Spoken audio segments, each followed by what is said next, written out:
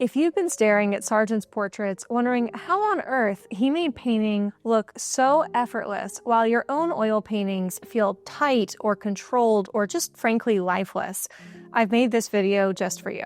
I'm going to walk you through the exact system I would use if I had to learn Sargent's portrait style from scratch. The same approach that took my work from being at the amateur or hobbyist level to the portrait that won me the Oil Painters of America gold medal. If you've got the fundamentals down, but you're starting to worry that the painterly magic that Sargent had is just something you either have or you don't, well, I'm here to tell you that it's absolutely not like that. Expressiveness isn't a talent, it's a system, and it's one I know you can implement. So I'm going to break down that system for you today. I'm going to go through everything, leaving no stone unturned. So if you want to follow along without missing anything or having to take a ton of notes, I've put together a free guide outlining this entire process that will go perfectly with this video. Go ahead and grab your copy here so you can follow along as we go. Now, if I were starting from scratch, I had the basics, but I really wanted to elevate my paintings to a style more like Sargent's. The very first thing I would do, and this might surprise you, has nothing to do with picking up a brush. We need to start by actually looking at Sargent's work and painters who shared his approach and understanding what all of those paintings have in common, so you know exactly what elements to put into your own artwork. Here's why this matters. Most painters say they want to paint like Sargent, but they haven't actually studied what that means. They have this vague sense of loose brushwork or painterly style, but that's not specific enough to guide your practice. So I would go to Pinterest or whatever platform you prefer and save every Sargent portrait that just made you stop and stare. Not the ones that make you think, ooh, I should like that, or art historians really like this piece, but the individual paintings that just genuinely excite you, that make you want to get into the studio and paint. But here's the key. I wouldn't stop at Sargent. I would also look at his contemporaries and painters working today who have that same bravura quality in the brushwork that he has, that same expressiveness. So artists like Anders Zorn, Joaquin Sorolla, Cecilia Beau, basically Sargent's contemporaries, but also contemporary masters, artists like Richard Schmidt or Carolyn Anderson. Once you do this, you should wind up with a collection of paintings where you just love every single piece on there. But you might be left wondering, okay, Chelsea, but this is like 14 different styles. How do I know which one is for me? That's why we're going to take this one step further. So once I had maybe 50 to 100 paintings saved, and if you really love painting, getting to that place shouldn't be that tough, I would then create one additional board. It's going to start blank at first, but it's going to become the North Style inspiration board that guides your style. So to figure out what paintings are going to go on this North Star board, I want you to go back to the first one you were working on, look at all the artwork, and ask yourself, which paintings of these would I be most excited to paint like? And consider questions like, would I want to go through the effort to apply these techniques onto canvas? Or am I willing to go through all the steps necessary to get the kind of reference that this painting requires? Take, for instance, this outdoor composition by Sargent. You're not just going to randomly come across all these alligators. At least I genuinely hope that you're not going to. You would need to very intentionally know where to go, what time of day you get these beautiful shadows, and not to mention the logistics of just keeping yourself safe in this kind of scenario. So this would not be the sort of composition that you could come up with out of your head, or that hopefully you would just be stumbling upon. This would take quite a good deal of planning, not to mention we would want to get all of these beautiful shadow shapes specific, and that requires stumbling upon this scene at the perfect time of day as well, and when these gators just happen to be in a really aesthetic pose. Now, here's another example of a painting that might aesthetically belong on your board. This is by Nikolai Fechin, but it might not belong in terms of the technique. So Fetchin was known for really wanting to paint with extraordinarily dry paint. In fact, I believe he would even take paint out and set it on a surface like cardboard, something that was really absorbent, and intentionally let some of the oil get sucked out of the paint so that he would get a drier effect. I personally love the effect that this gives in the portrait, but personally, I really love the feeling of wetter paint. So I know for myself that this maybe isn't so much of a fit. Aim to get maybe 15 to 20 paintings that fit that description. So once I curated these down, here is a sampling of the work that I was left with. Now, these are paintings from a number of painters. It's not just Sargent. But this gives me a much clearer idea of where I'm headed. I realized that I really loved these very cool, sort of gray, overcast feeling paintings by Anders Zorn. I had a number of Munning's horse paintings in here. I was really struck by some portraits that had a much simpler execution, such as this particular gorgeous Sargent piece. And I loved pieces like this one. This is a close-up of a Sargent portrait. I just loved how there were all these opportunities for lost edges between the hair and the background, where they are really sharing not just the same value, but the same color. Really, really gorgeous painting. And then we have some outliers, such as this gorgeous outdoor piece. This would definitely be one of the more complex ones. But I'm just such a sucker for all the gorgeous color we get in a composition like this one. The idea is that when you look at all of these paintings together, you don't get that FOMO of, ooh, but what about this kind of art? Or, I don't know, am I missing a style that I really love? Instead, once this is finished, you should look at it and get genuinely excited. And because you will have gone through the effort to filter it down to the standout pieces, it shouldn't feel all over the place. But if you are the kind of artist who second guesses, and trust me, I get it.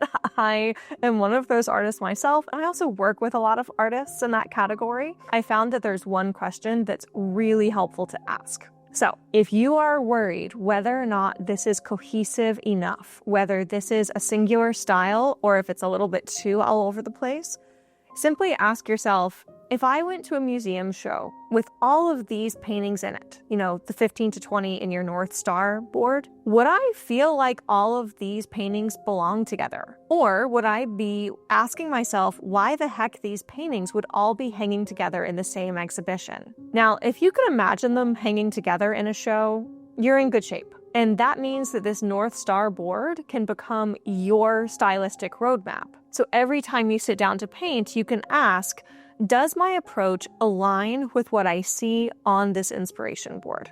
By taking just a few minutes to go through this step, we're avoiding the number one tripping point. But the next step contains its own subtle risk as well, and I think every painter I know falls victim to it at one point or another. And that is that when we look at a finished Sargent masterpiece and we try to figure out how to do this for ourselves, we kind of put this pressure on ourselves to just get there all in one go. Even though consciously we know that this is absurd, I think we kind of just all unconsciously hope that it might happen anyway. But here's the thing, no master painter, none, genuinely, I would challenge you to find a painter who falls under Sargent's stylistic umbrella, simply had an epiphany one day and then overnight transformed their work. Because what we're talking about here is the kind of painting that requires mastery, and genuine mastery, it takes time. It takes honing your craft.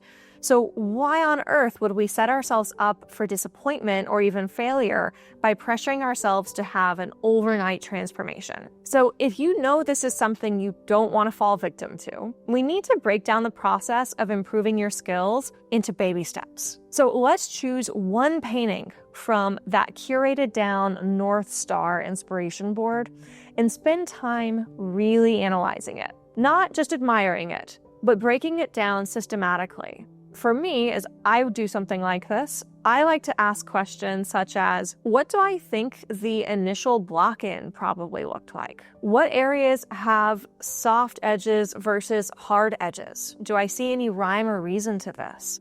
Where do I see evidence of wet into wet technique versus maybe they were painting wet into dry and intentionally letting the paint set up between sessions? And finally, what elements define this composition? What is being painted? What are the various objects in that painting? What does the background look like? Are there multiple figures in there, etc.?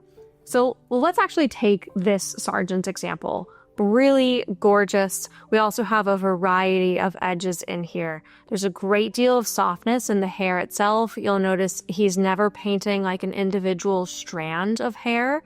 Instead, we have a number of places where the edge gets totally lost between the hair and the background, usually situations where the value is the same, and potentially the color is also the same. Then we have some areas where the edge is softened, such as like this transition between the cheek and the hair itself. And then this hardens into a hard edge as we have more contrast between the base skin tone and this very dark shadow. Sargent creates such a beautiful rhythm with these hard versus soft versus lost edges. And we just don't see too many of them like repeated next to each other. There's a very stated rhythm, and he's using all of these different edge types to full effect.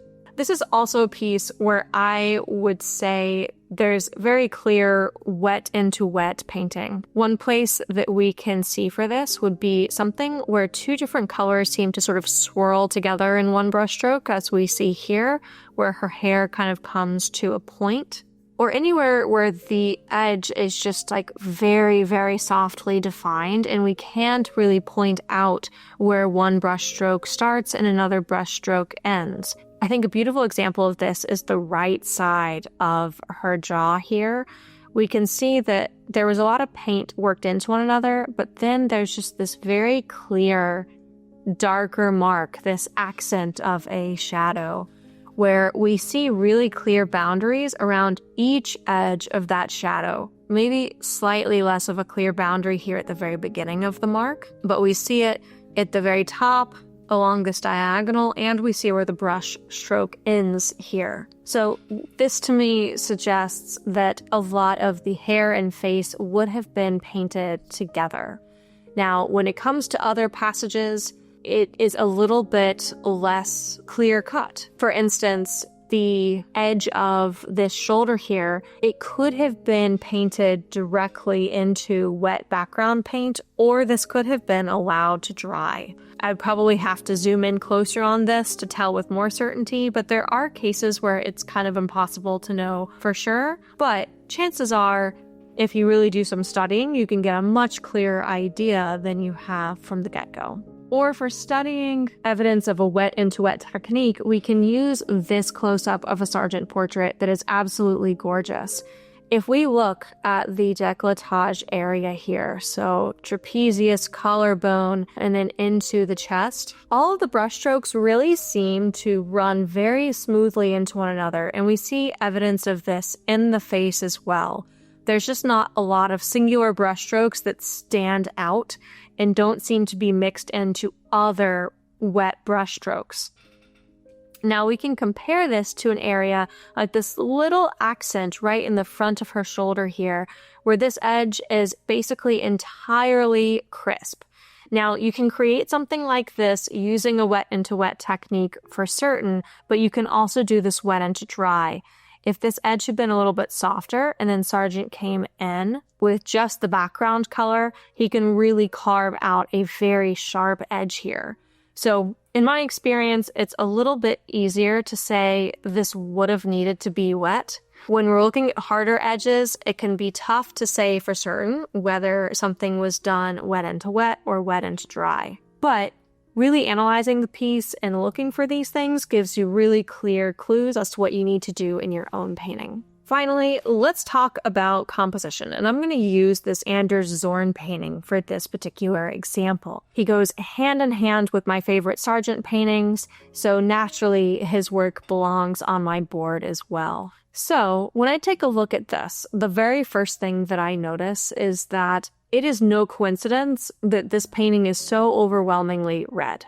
This composition simply would not feel the same if there was a green background sitting behind her, or if it had been a green sofa or a gray sofa. The fact that she is in a red dress sitting on a red sofa against a red wall really makes this painting. And if I were to take this and try to reverse engineer it, well, what I'm seeing in this composition, if I were trying to get something that is very similar to this piece in terms of its impact and its success, I wouldn't leave these kinds of details to chance.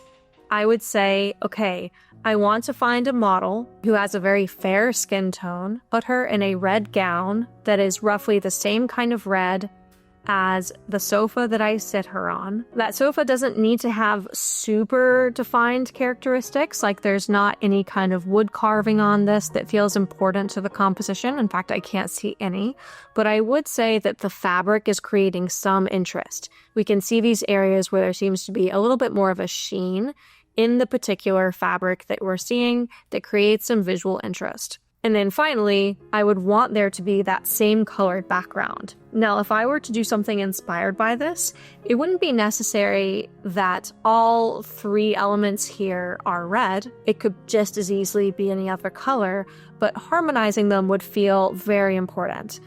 I think one other element that painters often overlook is the intricacy of the costuming that our sitters wear. So imagine how different this painting would feel if she had just been sitting in a red jumpsuit versus this really beautiful red gown with all of these ornate details. That adds a lot of interest to the piece.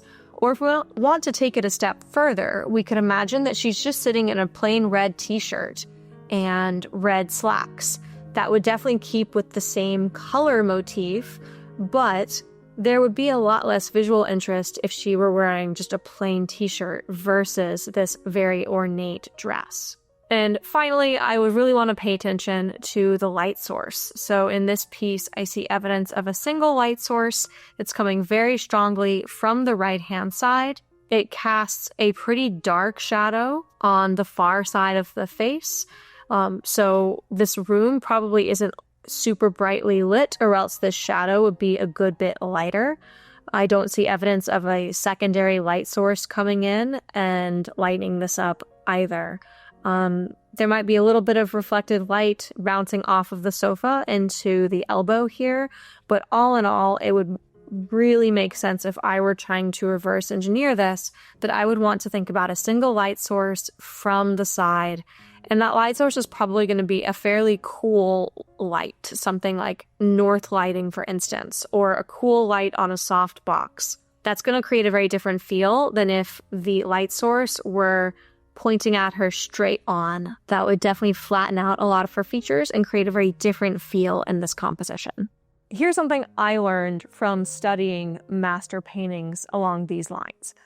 You can often tell the actual order in which brushstrokes went down in order to reverse engineer them for yourself and better understand that artist's process. So you can actually do this by looking at which edges of the brushstrokes are interrupted versus which edges are uninterrupted. For example, if you see a hard-edged dark accent that seems to sit on top of softer underlying paint, that accent probably went down later in the process. And once I start to piece this together and create kind of a timeline of when I think certain brushstrokes actually happened on a painting, I would go through the steps to actually map this out. I would create what I call a process roadmap that shows me the likely sequence that Sargent used to go from start to finish. So this is going to guide the theoretical work, but let's talk about actually putting this into practice. And when it comes to the practical work, we're going to talk about this, but with a twist. See, we've already put in the work of visualizing the goal and understanding the skill gaps that we need to bridge, but now we need the practical hands-on experience of applying brush to canvas. So instead of sitting down, grabbing an iPhone candid of your grandchild and trying to just paint that, in the style of Sargent, let's instead break this down into a baby step so small that it's way easier to tell whether you're actually improving. That step is to actually spend time practicing what Sargent did instead of just being inspired by it. Hopefully you're seeing a theme in this video. We're moving away from admiration and inspiration and instead breaking this down into action steps and specific technical gaps that we need to address. So if you have your paintings over here and you have the goal of painting like Sargent way over there, there's a gap between these two things. You can break down these gaps by the stages of a painting, or you can break down the gap based on each individual skill that you need to address. In my teaching experience, what works best for one person tends to be really individual. There's not like a one-size-fits-all prescription. So I'm going to share a couple of options and let you decide which kinds of exercises you think would be the biggest help for you right now. First, I'm going to break down how we can subdivide exercises to build up your skills based on the stage of the painting. And next, I will break this down just general skill by general skill. If we're breaking Sargent's approach into stages, you might initially focus the exercises that you do in the studio into just the block-in stage. So you might do something like a master copy of Sargent's work, where you are just focusing on getting a really beautiful block in, but not taking the work to a complete finish. So you're going to focus on things like getting accurate but simplified shapes, or establishing the overall value structure versus getting into the subtle nuances. Then, when you can really tackle that block-in stage beautifully and effectively, you can look at the middle stages of the painting, what a lot of people will call the messy middle. So you can focus on taking block-ins to about a 70% finish, focusing just on how Sargent would have developed the form or the color temperature, or started to introduce more intermediate values, or breaking down the big individual shapes into slightly smaller ones. And then finally, you can look at finishing and details. So how to take a piece that is in that middle stage all the way to the finishing touches. So the advantage of taking this approach is that it allows you to really focus the time on the areas where you are probably weakest. A lot of painters are actually really comfortable doing a lot of things that technically should happen at the end of a painting. They love putting that highlight in the eye or painting individual strands of hair. But where they tend to rush tends to come in the beginning. So by breaking out these beginning stages and focusing on just that, and telling yourself that you're not going to get sucked into those details because that's not the point of the exercise, you wind up making yourself more patient, more thoughtful, and more well-rounded. And in the process, you address a lot of the skill gaps that might be causing problems in your paintings right now. This is how we could handle this from the perspective of a start-to-finish process and breaking that up into small exercises. That being said, we can also break this down by skill. So for instance, we could focus some of our studies on just how does Sargent simplify the drawing without losing the anatomy. And we can do this by doing something like a master copy, but in black and white. So we remove color from the equation. We give ourselves permission to not think about the brushwork. And instead, we can just focus on the accuracy of that drawing. Then we could dive into color exercises that help us practice mixing and applying the exact colors we need to get the beautiful skin tones and color harmonies that Sargent achieves. Then we could do studies that just zoom into specific parts of the painting to practice Sargent's unique kind of brushwork, that really expressive bravura finish. For brushwork, I know that's why a lot of you are here. We want to make the exercise as simple as possible without sacrificing the impact or the potency of this exercise. You can actually practice replicating his brushstrokes, but in black and white. So you can take Sargent's image, you can put it in grayscale so you're not distracted by color, and then you can take it a step further by zooming in. Notice how if you really zoom into the image, you're not going to get caught up in the overall composition anymore. And you're probably not even going to get caught up in the likeness because you really are just seeing this sort of abstract collection of brushstrokes. Hopefully you can see how when we take out color and we really zoom in, it removes the pressure of getting the anatomy right, the composition right, the drawing right, even down to the details such as the nuances of what paint colors you're mixing. And instead, you can really just focus on how is he getting that brushstroke? And that's exactly what we want. So after doing these kind of bite-sized exercises, you'll probably notice that certain patterns emerge. You'll start to see where your work diverges from Sargent's approach. Maybe you're overworking your edges, or there are certain brush marks that you just haven't figured out how to get onto canvas yet. Maybe your color is too chromatic and it feels garish instead of subtle. Maybe your drawing is getting bogged down in too many details too soon in the composition.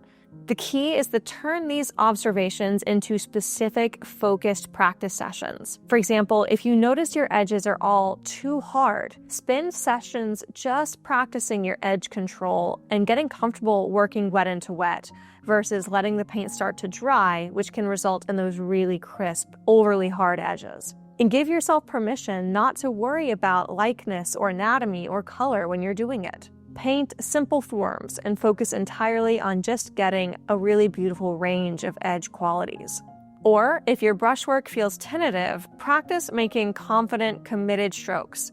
So sometimes I will do a warm-up session where I am not allowed to make more than 20 brushstrokes to create an entire small painting. This forces decisiveness.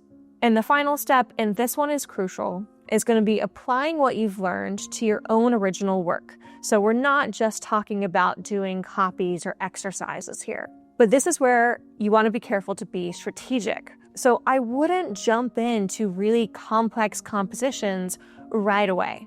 Instead, I would start with simple setups that feel really similar to what I learned from Sargent, the kinds of paintings that I love from him. So for instance, you might prioritize simple lighting, neutral, almost flat backgrounds, single figure compositions, head and shoulders portraits. The fewer elements that you're having to juggle, typically, the better off you're going to be. And that way you can focus on capturing the essence of the subject with as few brushstrokes as possible. To make this easier for myself and my students, I like to go back to that North Star inspiration board we made earlier and organize it by composition. So I will put similar paintings next to similar paintings, and then I will sort them so that the really approachable ones go toward the top of the board, and the really complex ones I put toward the bottom. Then I simply start from the top of the board, and I look to those simpler compositions to inform my plan for my original painting. So if you found that copying has maybe become your comfort zone at this point, and you worry that you'll fall on your face when it comes to originals,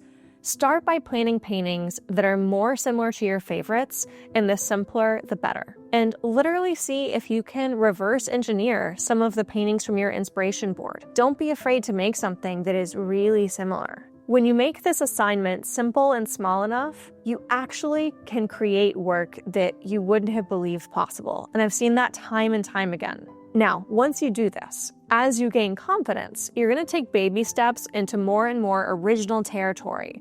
So the new goal isn't to make a painting that looks exactly like a Sargent painting. No, it's to incorporate principles that you've learned. So the confident brushwork, the value control, the edge variety, and incorporate it into your own voice. Just one little change at a time to get there, to that really original statement.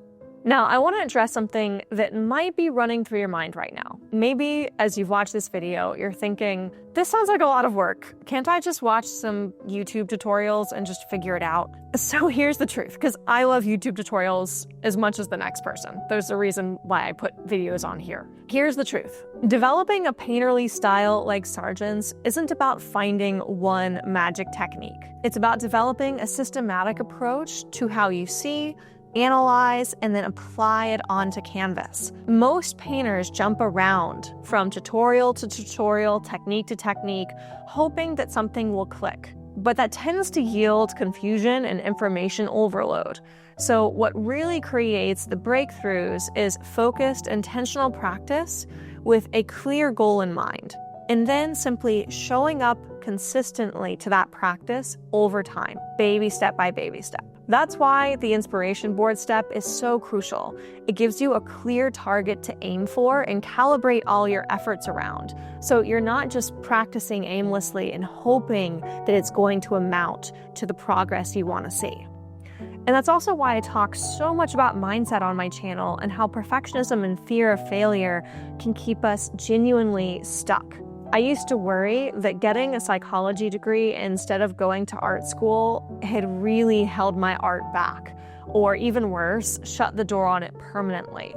But through going on this journey myself and doing the work that I shared in this video, I now understand that it's an absolutely essential part of a lifelong journey like mastering portraiture or Alla Prima oil painting itself. So look, I know that this approach requires more upfront work than just diving in and hoping for the best. But I can tell you from experience and from working with hundreds of painters that this systematic approach gets results. The painters who follow this process don't just improve their technique, they develop genuine confidence in their work. They start creating paintings that they are proud to share, paintings that capture that expressive quality that they've been chasing. So if you're ready to dive deeper into this systematic approach, make sure you get your copy of my comprehensive guide that walks you through each of these steps in detail. You can grab it in the description below. And if you found this helpful, make sure to subscribe because this is exactly the kind of content that I share every week. Practical strategies for developing your unique voice as an Alla Prima oil painter. Until next time, remember, expressiveness isn't a talent that you're born with. It's a system that you can learn. Now get out there and start building yours.